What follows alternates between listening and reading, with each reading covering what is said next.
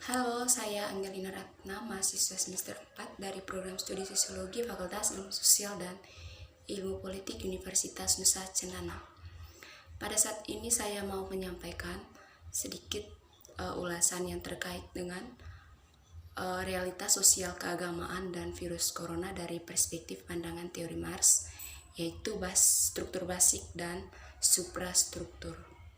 Di sini Marx menjelaskan bahwa basi itu adalah bagian dari ekonomi dan suprastruktur itu bagian dari sosial, budaya, hukum, politik, dan lain sebagainya. Ekonomi di sini yaitu merupakan dasar dan fundamental dari suprastruktur. Ekonomi itu mengatur pada bagian-bagian subsistem tadi seperti sosial, politik, budaya, dan lain sebagainya. Berkaitan dengan pandemi COVID-19 ini, di mana COVID-19 telah melanda di Indonesia dan di seluruh negara di dunia dan membuat ketakutan, kecemasan, dan kekhawatiran sangat luar biasa bagi umat manusia. Wabah ini ada yang menyatakan ini penemuan dari beberapa para ahli atau beberapa orang. Mereka menyatakan bahwa virus ini bukan secara alami, tetapi virus ini dibuat oleh manusia sendiri untuk menyerang negara-negara yang menjadi musuh mereka. Jadi kita belum bisa dibuktikan dengan jelas apa benar virus ini adanya secara alami atau sengaja dibuat oleh umat manusia. Virus ini bukan saja menyerang korban nyawa manusia, tetapi dia juga telah menghancurkan berbagai subsistem di masing-masing negara. Mulai dari ekonomi telah hancur, pendidikan telah diberhentikan sementara waktu, hubungan sosial kita juga diberhentikan atau dibatasi dengan orang lain. Tidak kalah juga virus ini telah membatasi hubungan kita atau hubungan relasi kita dengan Tuhan, di mana pemerintah dan para petinggi agama telah diberhentikan sementara proses ibadat di rumah ibadat karena ini mengandung perkumpulan banyak orang dan dapat menimbulkan penyebaran virus corona. Jadi pemerintah dan pihak petinggi agama dari masing-masing agama dianjurkan untuk diberhentikan sementara waktu dan ibadatnya dilaksanakan di rumah kita masing-masing. Di sini masih ada kelompok atau pihak tertentu yang membantah kebijakan yang dibuat oleh pemerintah dan pihak petinggi agama tersebut. Mereka menyatakan bahwa apa yang disampaikan oleh pemerintah atau para petinggi agama tersebut itu tidak secara kondusif, karena mereka menyatakan begini, mengapa kita harus takut dengan Tuhan? Berarti kalau kita takut dengan Tuhan untuk melawan corona, berarti iman kita tidak kuat. Jadi begitu pernyataannya. Ada lagi yang menyatakan begini, Tuhan itu adalah segalanya bagi kita, jadi kita jangan takut. Kita melawan corona ini dengan kekuatan dari Tuhan. Iya, memang betul apa yang disampaikan itu benar, bahwa Tuhan itu punya kuasa untuk membangkitkan manusia atau melindungi umatnya dari masing-masing kepercayaan. Pihak yang menentang tersebut saya ambil contoh dari diberitakan di New York Times, yaitu di Korea Selatan. Mereka masih menggelarkan ritual keagamaan meskipun sudah dihimbau oleh pihak pemerintah dan para petinggi agama. Sekitar 8.000 kasus positif COVID-19 di sana. 60% infeksi terhubung dengan anggota sekte gereja Shincheonji. Para anggota gereja kemudian saling menginfeksi dan menyebar virus corona karena mereka masih melakukan ritual keagamaan di gereja. Pemerintah Korea Selatan saat ini masih sangat kesulitan untuk melacak pasien-pasien yang sudah terkena dengan virus corona atau COVID-19 ini. Karena dari pihak gereja, mereka itu masih menyembunyikan nama-nama anggotanya yang sudah terinfeksi. Sementara itu di Nusa Tenggara Timur, tepatnya di Manggarai, pada hari Kamis 19 Maret 2020 juga digelar acara pentabisan keuskupan baru, yaitu Monsinyur Cyprian Somat di Keuskupan Ruteng. Sekitar 1.500 umat yang hadir dalam perayaan tersebut. Mulanya Menteri Komunikasi dan Informatika Bapak Joni Plate, itu hari ia juga dijadwalkan untuk hadir dalam perayaan tersebut.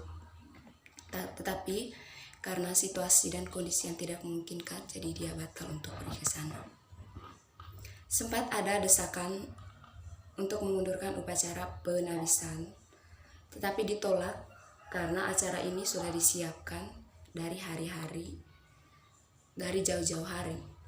Akhirnya untuk mengantisipasi penyebaran COVID-19 tersebut, dilakukan pengecekan suhu dengan termogen dan pemberian hand sanitizer oleh Dinas Kesehatan Kabupaten Manggarai kepada seluruh umat yang hadir pada pentabisan tersebut. Di sini juga umat yang menentang apa yang disampaikan atau himbauan dari pemerintah, karena alasan mereka menyatakan begini: firman Tuhan itu dijadikan sebagai senjata untuk melawan COVID-19 atau coronavirus, virus corona. Jadi kami lebih percaya Tuhan daripada anjuran pemerintah. Kuasa Tuhan itu lebih dari segalanya. Jadi untuk apa kita takut pada COVID-19 atau virus corona? Seperti itu apa yang disampaikan oleh pihak yang tidak mengikuti anjuran dari pemerintah atau para petinggi agama. Ada seorang teoretikus agama dunia yang bernama Charles Kimball. Dia berpendapat bahwa memang dari satu sisi agama itu dapat dijadikan perekat sesama anak manusia, namun pada saat bersamaan agama dapat dijadikan bencana bagi umat manusia atau evil bagi umat manusia. Agama juga dapat dijadikan sebagai perekat solidaritas antara sesama pada saat terjadi musibah, ataupun sebagai tempat untuk mengadu,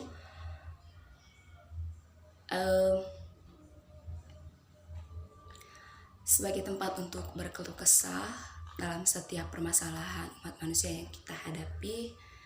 Terus sejarah agama-agama dunia dari sejak kemunculannya hingga hari ini telah menunjukkan sisi gelap agama. Selain itu, sisi tingginya peradaban manusia dibangun juga karena spirit keagamaan. Saya di sini menjelaskan dari pandangan Kristen Katolik, yaitu ada kata itu iman dan perbuatan.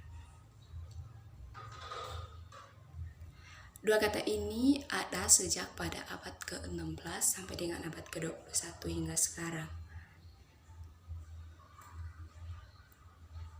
Dalam dua kata tersebut ada juga pihak yang menuai pro dan kontra, yang mana pihak pro menanyakan mana yang mendatangkan keselamatan, perbuatan atau iman. Mereka menanyakan begitu. Tapi ya jelas kita jawab, perbuatan tanpa imam adalah mati. Jadi itu kata Yakobus dalam penginjilan Kristen Katolik. Jadi dalam kehidupan sosial kita, kedua kata itu saling melengkapi satu dengan yang lain dan tidak dapat dipisahkan. Iman dikenal sebagai perbuatan, dan perbuatan itu merupakan buah dari iman yang kita imani. Intinya ya, dua kata itu saling melengkapi satu dengan yang lain.